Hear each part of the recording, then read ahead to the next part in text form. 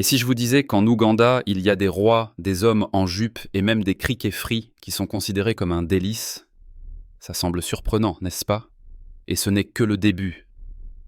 L'Ouganda, ce pays mystérieux au cœur de l'Afrique, se cache derrière un voile de stéréotypes sur la faune sauvage et la pauvreté. Mais ne vous laissez pas tromper. Ici, sur les rives de l'incroyable lac Victoria, il y a non seulement une nature éblouissante, mais aussi une culture riche, pleine de traditions et de couleurs éclatantes. Par exemple, saviez-vous qu'il existe une monarchie en Ouganda? Oui, oui, les rois règnent encore ici, et chacun d'eux a ses propres terres et des sujets dévoués. Et ces hommes en jupe ne sont pas juste une mode, c'est une partie de la culture locale où la jupe est un symbole de bravoure et de dignité. Et bien sûr, comment ne pas parler des délices gastronomiques, comme ces criquets frits, que les Ougandais mangent avec tant de plaisir que vous pourriez avoir envie d'essayer. Alors, installez-vous confortablement, car aujourd'hui, nous plongeons dans le monde des faits étonnants sur l'Ouganda. Et je vous promets que vous serez agréablement surpris par tout ce que ce pays a à offrir. Vous savez, quand j'ai vu des hommes en jupe pour la première fois en Ouganda, je me suis dit que j'étais tombé sur un défilé de mode, mais en fait ce n'était pas qu'un simple style, c'était une véritable tradition culturelle.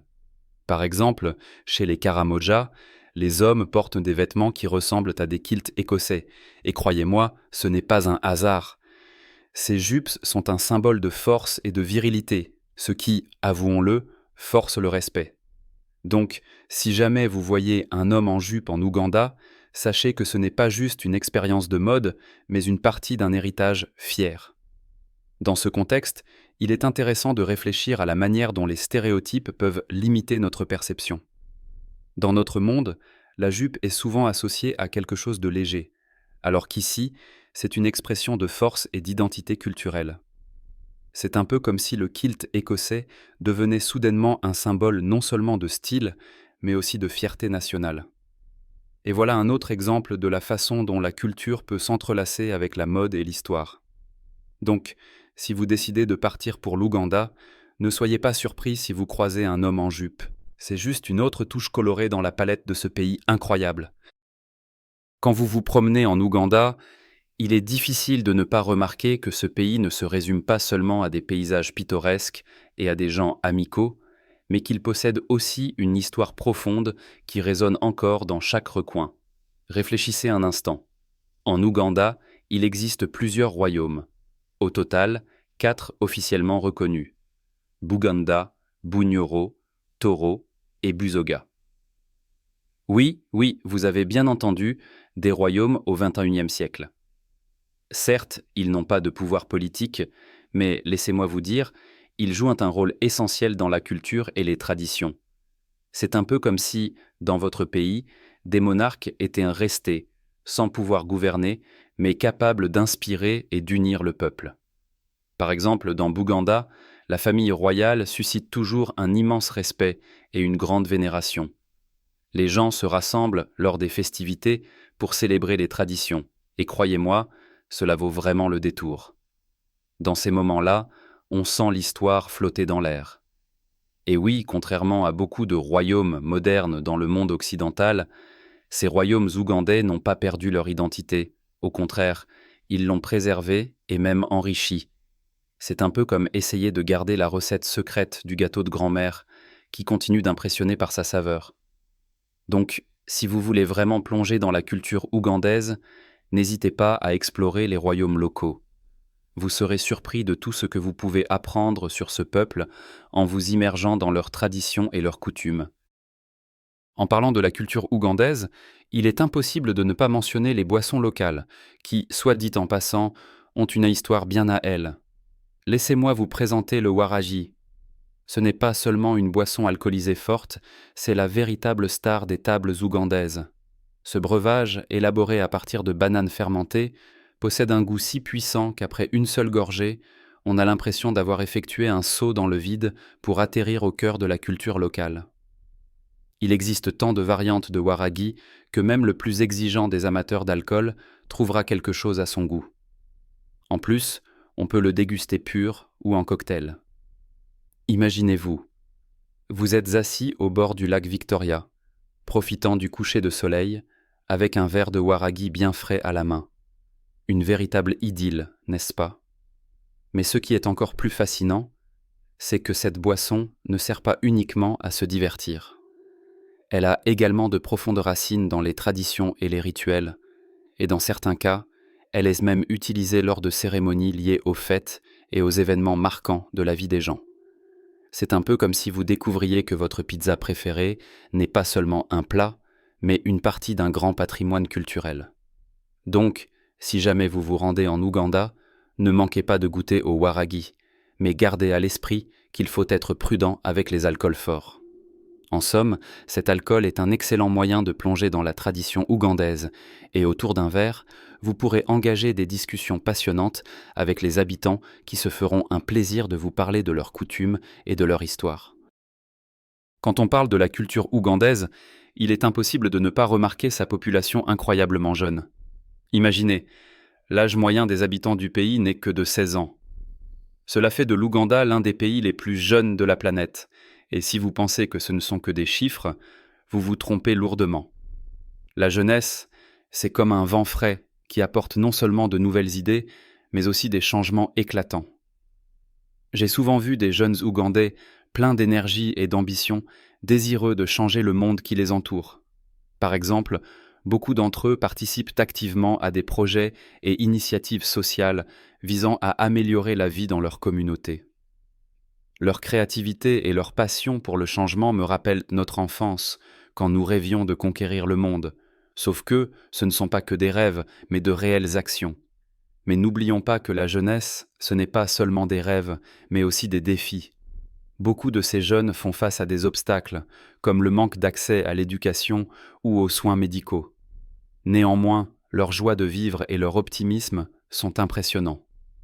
En Ouganda, la jeune génération donne vraiment le ton et façonne l'avenir du pays, et en les regardant, je ne peux m'empêcher de sourire.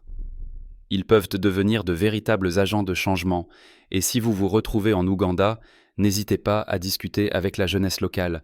Vous aurez l'occasion d'en apprendre beaucoup sur leur vision de leur pays et du monde en général. Je ne peux pas m'empêcher de souligner que l'Ouganda est un véritable paradis pour les ornithologues et les amoureux de la nature. Imaginez, plus de 1000 espèces d'oiseaux. C'est presque 11% de tous les oiseaux connus sur notre planète. Oui, vous avez bien entendu.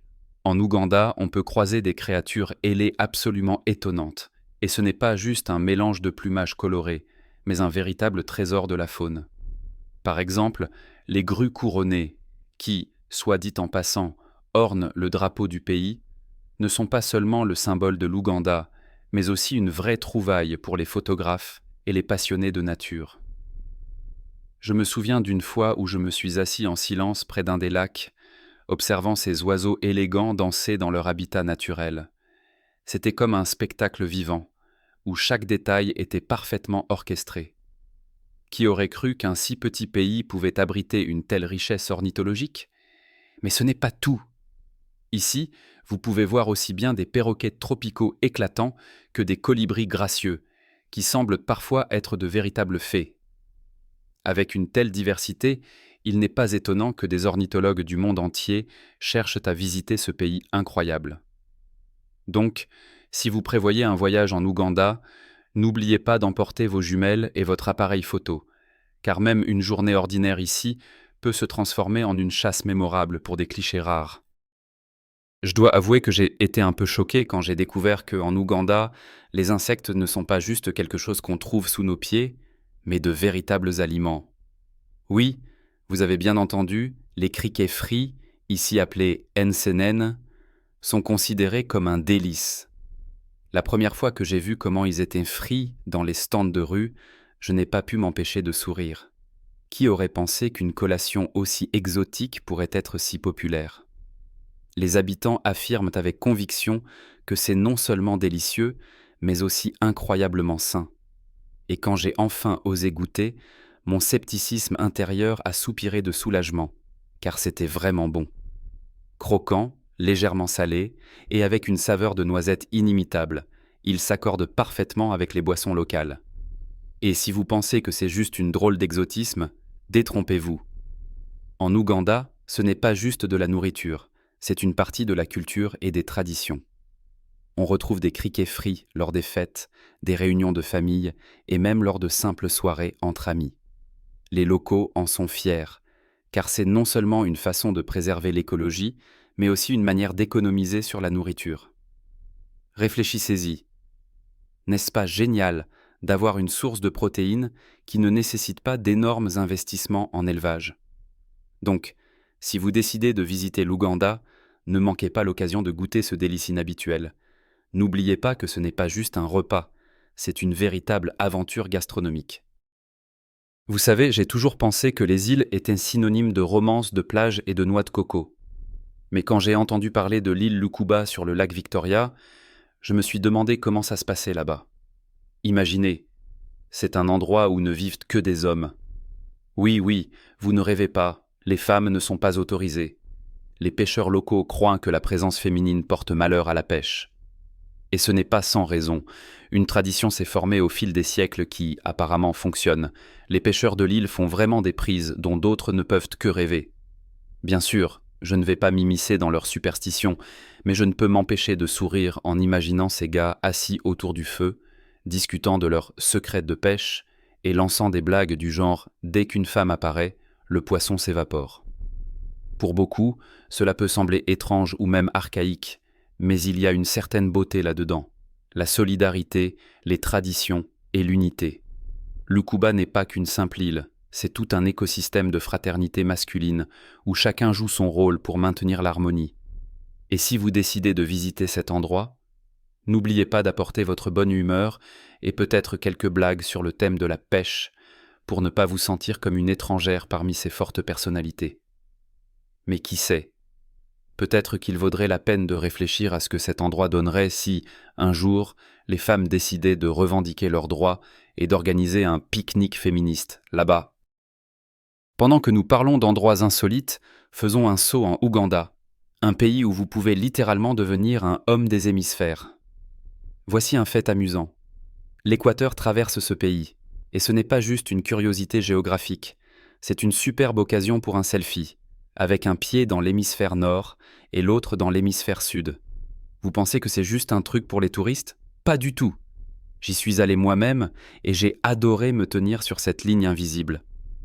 Imaginez comme c'est drôle. D'un côté, vous êtes dans un climat équatorial chaud et de l'autre, dans des latitudes plus fraîches. C'est une vraie merveille.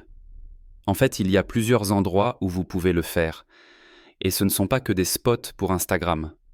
Par exemple, près de Mbal, il y a de petites excursions organisées pour vous montrer cette incroyable frontière naturelle. Dans l'un de ces lieux, il y a même un monument marquant l'équateur, et si vous avez de la chance, on vous racontera des faits intéressants sur ce phénomène et son impact sur le climat et la nature. Bien sûr, je ne suis pas physicien, mais je me suis senti comme un véritable explorateur en me tenant à la frontière de deux mondes. Donc, si vous avez un jour l'occasion d'y aller, ne manquez pas l'opportunité de devenir un homme des hémisphères et d'impressionner vos amis avec cette expérience unique.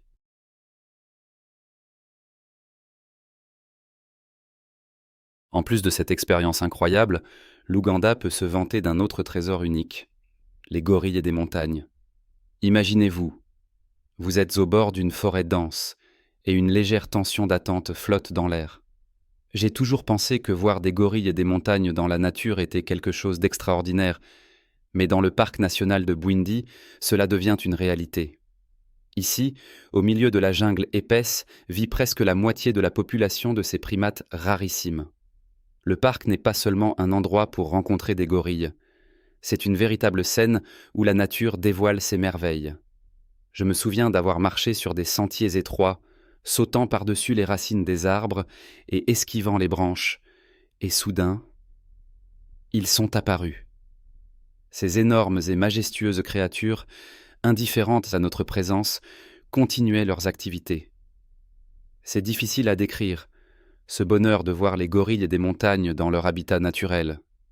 Oui, ce n'est pas juste une excursion, c'est une véritable aventure qui laisse des souvenirs inoubliables. Et si vous avez de la chance, vous pourriez croiser non seulement les gorilles adultes, mais aussi leurs adorables bébés, qui se comportent comme de véritables petits fripons. Mais rappelez-vous, ce n'est pas un zoo, et vous n'êtes qu'un invité dans leur monde, alors préparez-vous à des rencontres inattendues. L'Ouganda, c'est vraiment l'un de ces endroits où l'hospitalité déborde. Je dirais même que ce pays, malgré toutes ses difficultés économiques, réussit à rester l'un des plus amicaux et joyeux du continent africain. Quand j'ai posé le pied pour la première fois sur le sol ougandais, j'ai été accueilli non seulement par des sourires, mais par une véritable vague d'énergie positive. On dirait que l'air ici est rempli de bonté. Les habitants apprécient sincèrement les visiteurs, et leurs salutations résonnent comme si vous étiez un vieil ami qu'ils attendaient depuis des années. J'ai vu même dans les petits villages, sur les marchés et dans les rues, les gens échanger des sourires et des blagues, créant une atmosphère où l'on a envie de rester plus longtemps.